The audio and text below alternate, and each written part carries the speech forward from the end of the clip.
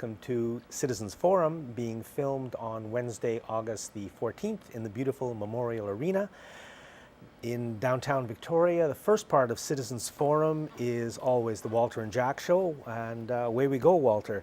I'm going to start off talking about jobs. There's been a bit of stuff about jobs in the media recently, and especially about youth unemployment, and I think Canada lost some jobs in the last few months. And in my opinion, I think that is the plan. No jobs is the plan. High unemployment is the plan. High unemployment and high corporate profits are the plan. And we don't have to follow that plan. We can do better. I don't see why we can't have 2.5% to 3% unemployment, which is considered basically almost zero unemployment. We can go down to that. The people at the bottom can be making more. The people at the top can make a little bit less, and God knows they don't need what they are making. And we will have, I think, if we can do that, a more prosperous and a better and a happier society. But we can't do it as long as the corporations are running the country. And it's always, in my opinion, going back to that. If Canadians ran Canada, the people of Canada ran Canada, then I think this would be a much better country, because we'd run it in our own best interest. But the corporations run it, and they're doing very, very well. The rest of us, maybe not so good. Yeah, I think, you talk about unemployment. I mean, there still need to be a certain amount of people employed to run the operation. And I mean, what you're really seeing, I feel, is the working poor and the working scared, like you and I, we're not poor, but we're scared. And then you have the managerial elites, and then that are on top of the thing. And you'll get a $290,000 bonus if you do your job at the end of that, like the CRD waste management fellow that was hired. Yeah, the CRD just hired somebody for 5 years at $290,000 a year, plus a $290,000 bonus. But the bonus is just if you do the job. Yeah. So I mean, if you finish the 5 years. Yeah, like what is it? What's the criteria? And is this guy working for us? But that's away that's from the the structure point we're that, struggling with. We've got all these free trade deals. The free trade deals, a big part of them is to ship high wage jobs overseas, or at least decent jobs, just ship them overseas, where the corporation can pay, 40 cents an hour, 60 cents an hour, $1 an hour, and pocket the difference. So we lose our jobs and they make more money. And we don't have to do that. We can have more manufacturing in Canada if we want. We should be leading the world in renewable energies. And instead, we've got the tar sands. And there's lots of jobs there. But the world cannot afford those kinds of jobs. We can't be doing that kind of thing. It's destructive on a planetary scale. I'm not an economist, and I really don't have any background to make any, scientific observations, but it just seems that the way it is all structured, that it's just not going to work out for us ever. That as long as we still have these structures, the way they're being used by the Harper regime or by this Liberal regime, the Liberal NDP coalition government in British Columbia, if you don't see this, there's no fundamental shifts there. But I think you could have, say for instance in Quebec, you see fundamental shifts in politics occurring. And it doesn't necessarily have to have a political stripe. It's just demand for more autonomy, more human rights, more rights to education and all. Well, 20 odd years ago, I was very involved in forestry issues from an environmental point of view. And, being in the game, you saw the numbers. BC had, I would say, virtually the worst jobs record per tree cut down in the Western world. BC produced, I think it was 1,000 cubic meters of wood produced one job in BC. For the rest of Canada, it was more than double that. For places in the United States, it was 3 or 4 jobs per that same amount of wood, and in Europe it was 5, 6, 7. So what we had then and what we still have now is the entire nation is run to maximize corporate profit, which is what was happening. Yeah, And no there's jobs. very hard reasons. I mean, in the forestry issue, I remember the NDP ran kind of a test sort of program where they started sorting logs. They were cutting logs up in the interior, I believe, and they just started sorting them for varieties and reselling them according to their varieties. And they were getting like 2 or 3 times the value just by sorting the trees. Yeah. So, I mean, we're not really trying to reinvent the wheel here. We're just looking at the very basic things that other countries do to get more value. What we're doing, you cut the tree down, you haul it to the water as quickly as possible, and let somebody else haul it over to Japan or something. And, you know, you couldn't get less value out of that. Yeah. And that's our job spot. So especially for young people, because you're the ones who are going to have to be working through the next 20, 30, Yeah. 40 years, it's important that you know that what's happening is not necessarily the way it has to be. What's happening is somebody else's agenda. It's working well for them, but it doesn't have to be your agenda. We can go back to the 2 or 3% employment that we used to have in the 1970s before the corporations took over. Yeah, and when governments intervene in economics, often they can do good things. You know, there seems to be an ideology saying if government spends money that it's just going to be debt and all that. Well, not necessarily. It all depends how you spend the money and what you do with it and what the programs are and all that. And in fact, you can have With a few simple enhanced. changes, like bringing the Bank of Canada back into play as an organization that can fund the government. Just that would make such a huge difference to this nation. I mean, just that would transform what we can do. And yet the people who run the country will not allow it to happen. Our politicians work against us. The media works against us. And we just keep following this road. Yeah, no doubt about it. You wanted to mention something that happened in the news just a day or two ago. Jane Sturck resigned from the leadership of the Green Party. Yeah, and I don't want to beat the Greens up too much, you know. Yes, I do, actually. But, Jane is going. I think it's a good decision she made.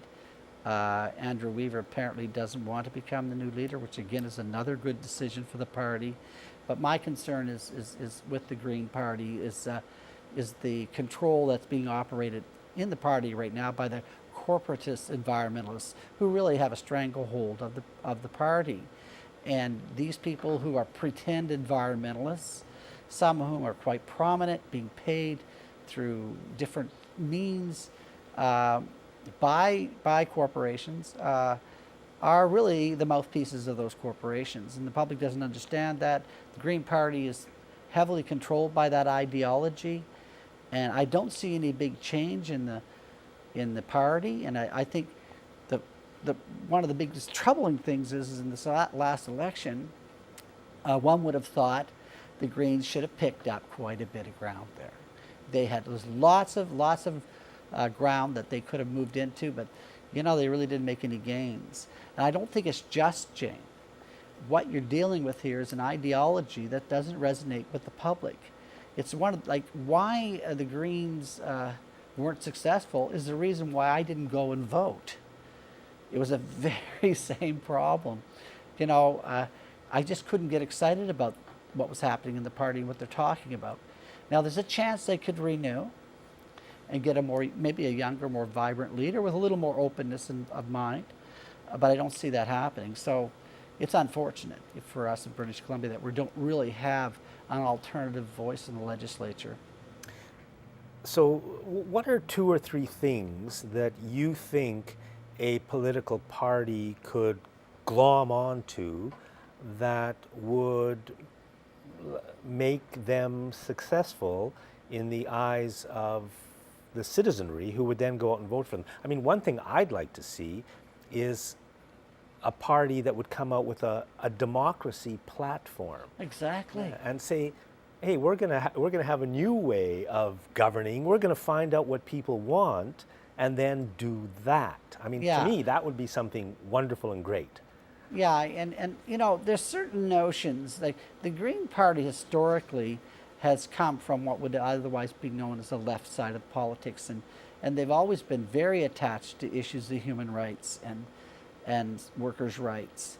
And the thing to remember is that if you want to protect human rights, you have to protect the environment too. You can't; these two issues cannot be pulled apart. And we don't really see that being expressed in a lot of the leadership of the Green Party. They're more from what I call the corporatist environmentalist point of view, where everything can be fixed technically, everything can be managed, every crisis can be, you know, solved with some new technology or some brilliant innovation from the party. When really we don't need that. All we need is basic fundamental things like really protecting democracy and really making, you know, expressing those concerns. And also, in a democracy, Jack, politicians have to attach themselves to issues. There's a reason why they wanted to get involved. You know, that they should have had reasons. They have to tell us what those things are, what issues they're attached to, what values they really are attached to. And then you can vote for those things and pretty well know, okay, I know what I'm getting because that person's attached to these issues. Right now, politicians are all just smiley faces and $100 haircuts. You know, they just don't really have anything for us. So there's a huge problem. I don't see the Greens really addressing that. They're basically still tied up in a more of a corporatist area. So if you became leader of the Green Party, let's say 6 months from now or whenever it's going to happen, what direction would you move things in? Well, first thing I'd do is open up a Citizens Forum on Democracy, and I'd ask everybody to come and join me in a discussion about democracy. Everyone, all parties, anyone interested. Find out why half the public isn't voting anymore. You know, really find out what those issues are, what's turned them off. You know, there are issues that turn people off, like the smart meter issue, for instance, you know, attached I am to that. It was such a turn off to hear John Horgan and the rest of the NDP elite spouting the same lines that the Liberals were spouting because they thought they were going to be in power. And it was so disheartening to hear that when it was so full of lies and deceit and just wrongness. And to hear them saying that, I'm sorry, that I could never go there and support them any longer. And I don't think any thinking person would either. That was a betrayal of our fundamental values. As social democrats should never be doing what they were doing and spouting those lines. And really, when you think about it, Adrian Dix saved the Liberal Party. They should have disappeared. But, you know, Adrian Dix and his followers and his supporters and all those brains in the NDP all got on the same bandwagon, and that was supporting a terrible policy like smart meters. They could have won the election on that issue. And that's just one example, by the way. You could look at lots of other issues with how they've operated, but you see that the party is being basically controlled by a small elite. And you know, when we talk about democracy and looking into the subject of democracy, one thing that has to be looked into is how the political parties operate. Because if the political parties themselves are not democratic and fair and honest and just, then the people who come forward from that political party and the policies and platforms that come out of that political party are also not going to be democratic, honest, fair, and just. And when the system allows really the leader to have total control of the party virtually, then that is the antithesis of democracy, and nothing good is going to come out of it. We need, as a citizenry, as the people of BC, we have got to look into the political parties and find out how we can make them more democratic. And step number one is to take power away from the leadership. For example, why does the leader get to choose all the critics? So Adrian Dix is choosing all the critics, which is of course a plum position, everybody wants it, but it means they have to do what he says if they want the position. The premier gets to pick the cabinet. Well, if the premier picks the cabinet, then all the cabinet members have to do what Christy Clark wants if they Yeah. want to keep their job.